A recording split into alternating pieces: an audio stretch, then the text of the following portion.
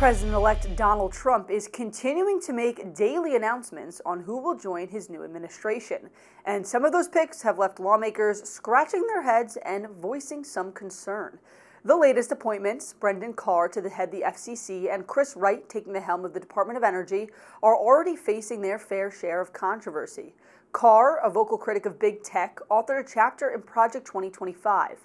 And Chris Wright is the CEO of an energy company with deep ties to fracking and oil production. But possibly the most controversial of the bunch is Matt Gaetz as Attorney General. That nomination has left some Republican lawmakers questioning whether the former Florida congressman has any chance of clearing the Senate confirmation process.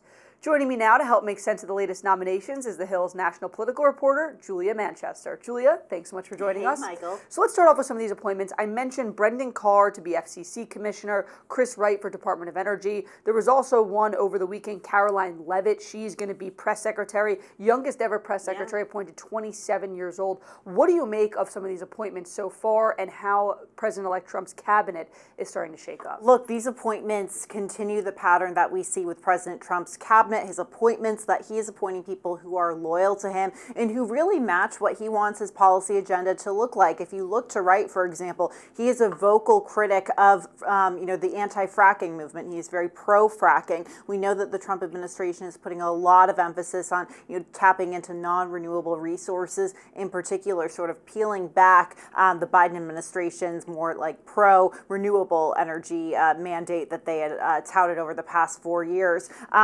With Brendan Carr, though, I think you're going to expect him to get a lot of pushback for that chapter in Project 2025. A lot of Democrats have warned about Project 2025 becoming reality if Trump were to win. Exactly. So he's going to get pushback on that. Karoline Leavitt, though, it'll be interesting to see how she comes into this role. She obviously had a role in the first Trump administration. She's been a very vocal, presence on the campaign trail, serving as his national press secretary. But look, she is a member of Gen Z, and we saw former President Trump or President-elect Trump do much better with that voting bloc this election cycle. So it'll be interesting to see how the messaging, how the strategy on that end, and a lot of that will go to Stephen Chung, his communications director, who's also a major asset on the campaign, how they sort of strategize that going forward. It's going to be interesting to see this team hit the ground running. Speaking of folks who are coming to Washington to take on new jobs, let's talk about this open Florida Senate seat for a minute. Marco Rubio obviously tapped to be Secretary of State. Florida Governor Ron DeSantis is now going to be able to appoint who he wants in that position. I know you have new reporting over the weekend on the push for Lara Trump, the president-elect's daughter-in-law, to get that seat. Break it down for me. Who is pushing for Lara Trump? Who is DeSantis looking at? And what other names should we know about? She has emerged as a top contender, really among a lot of lawmakers and also some people in Florida politics. Remember, this is all coming as Florida has become the epicenter of the GOP universe in many ways. And you have people like Florida Senator Rick Scott, South Carolina Senator Lindsey Graham, Florida Congresswoman Anna Paulina Luna, all pushing for Lara Trump. And her supporters essentially say, look, if you put her in the Senate, you will have two very loyal people to the former or the president-elect representing Florida in Lara Trump and Senator Scott. But we know that Ron DeSantis is looking at some other names as well, including his own attorney general, his own lieutenant governor, of course, his own chief of staff as well. So we'll see if he puts a Trump loyalist in there or someone who is loyal to him. And, I think this could also give DeSantis an opportunity, or some Republicans are saying it could give him an opportunity to get closer to Trump if he were to appoint Lara Trump. Yeah, I was talking to a Republican member of Congress from Florida last week. I was telling you about this. Right. They said, I'm not sure if that relationship between Trump and DeSantis could ever be completely repaired, but this could potentially help some matters. Exactly. Yes. Let's talk about some of the other appointments. We mentioned Matt Gaetz at the top. He's obviously having some concerns with that looming ethics report, House Republicans weighing whether or not to release it. There's also Pete Hegseth, who's Trump's nominee to serve as Pentagon chief. There's new reporting coming out about a sexual assault investigation that he was part of. Now new reporting over the weekend saying that he paid money to an accuser for a settlement there. So talk to me about what their chances for Senate confirmation look like. I understand the Hill has new reporting over the weekend. Just looking at some of these key senators, people like Lisa Murkowski, Susan Collins, Bill Cassidy, no massive fans of Donald Trump. Talk to me about some of those senators and what impact they could have here. Look, I think a lot of this is going to come down to Lisa Murkowski and Susan Collins, but we know that it will take 4 senators to, Republican or four Republican senators, I should say, to sink these nominees. I think a lot of it could, in some ways, come down to Senator John Thune, the majority leader. I mean, he is someone who is certainly supportive of the president-elect, but he has pushed back on the president-elect in some cases, and we know that President-elect Trump is pushing for these recess appointments, which could fast-track a lot of these nominees and maybe have them bypass some of the normal procedures they normally go through, which could help someone like a Matt Gaetz or Pete Hegseth. But we'll have to see how that goes. If you were to tell me to compare Hegseth and Gaetz, I would say that Hegseth, despite some of the negative press he's gotten, particularly with these sexual misconduct violations, he probably has a better chance of getting through, just because Matt Gaetz has done a lot to really tear down some bridges with his Republican counterparts, not only in the House, but also in the Senate. Remember, a lot of Senate Republicans were watching as he ousted or played a major role in ousting former Speaker Kevin McCarthy, and a lot of these Senate Republicans are voicing concerns about his own sexual misconduct allegations, which we know the House Ethics Committee was investigating, and we also know that the Justice Department, the agency that he would be tasked with leading, also once investigated him.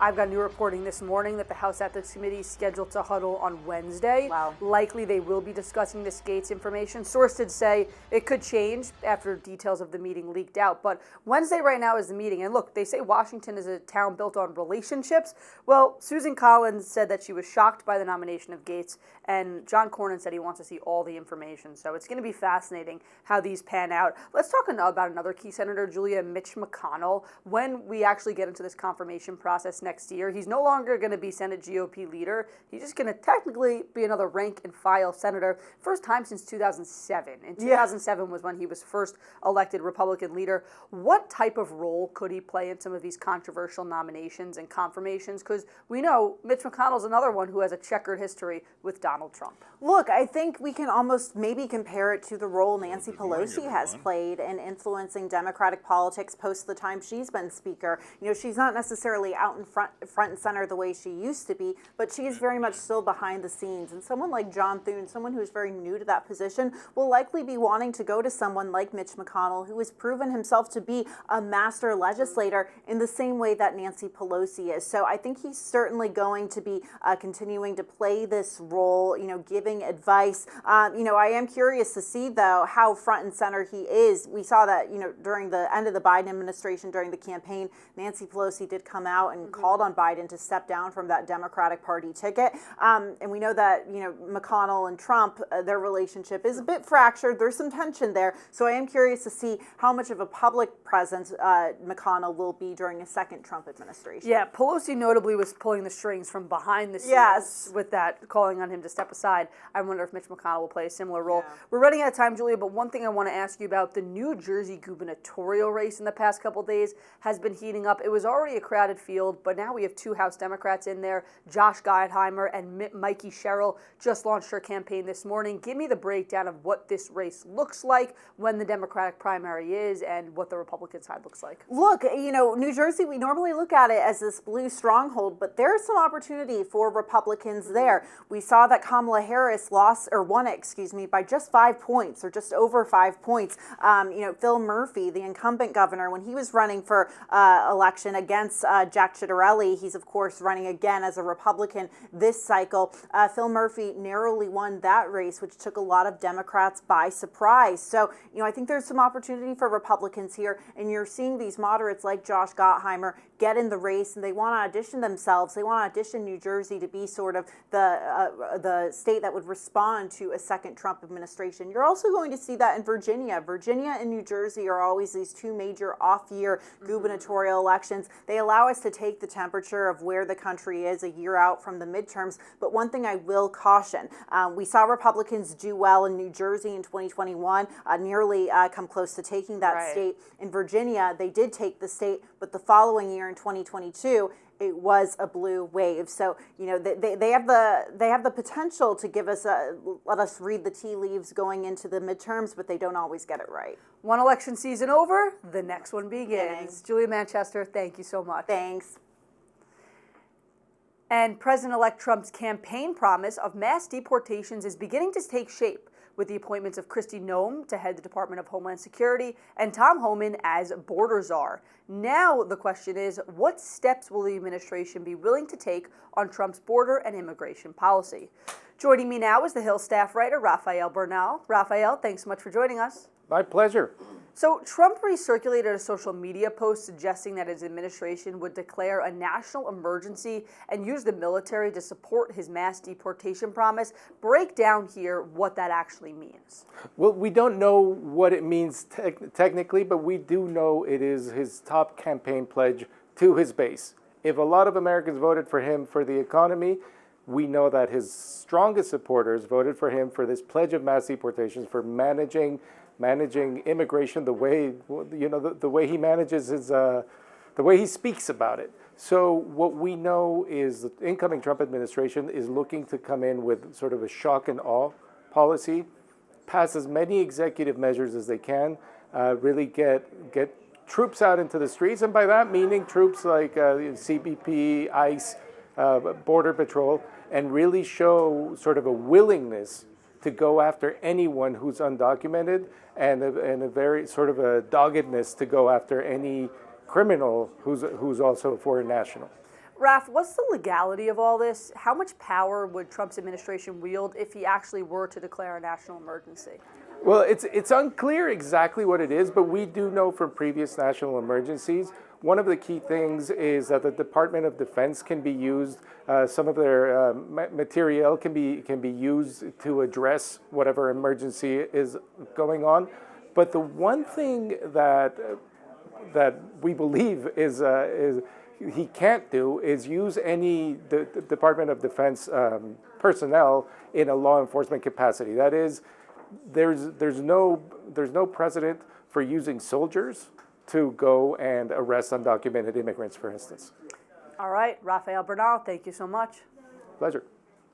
And the Department of Defense is the country's largest government agency with nearly 3 million employees, both military and civilian.